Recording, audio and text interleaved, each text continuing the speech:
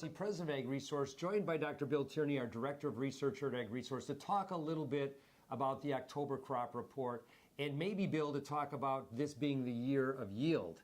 And when I say that, I look at the Russians, and they had, of course, a record wheat yield.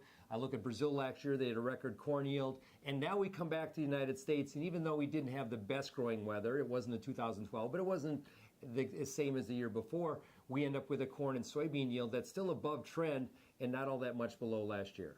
Well, yeah, it's possible that there could be some changes in the November crop report and the January.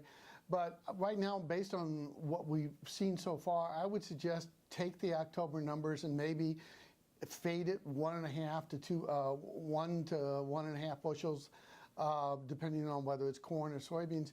But for pretty much, we know what we have for U.S. production this year. And thinking about that, I mean, as we look at the markets going forward, what does it take to either become a bull or a bear? I mean, what do you think for corn or soybeans as we look forward to early 2018?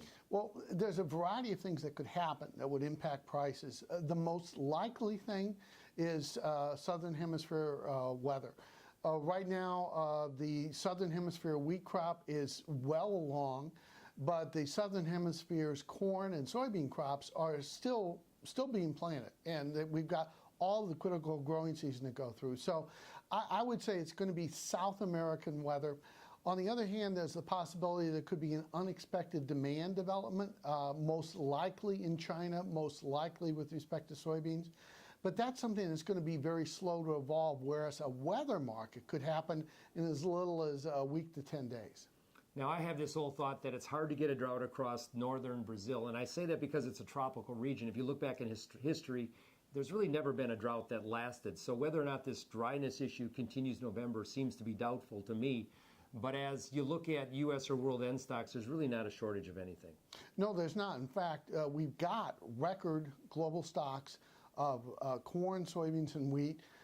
Now, admittedly, a lot of those stocks are in China and therefore not available to the market. But if you look at stocks of principal exporters, they're at or near record high levels. So the grain that the market relies on, which is in the hands of the principal exporters, they are at quite ample. So it's going to take something more than just a weather scare. It's going to take a significant reduction in Southern Hemisphere production to drive prices sharply higher.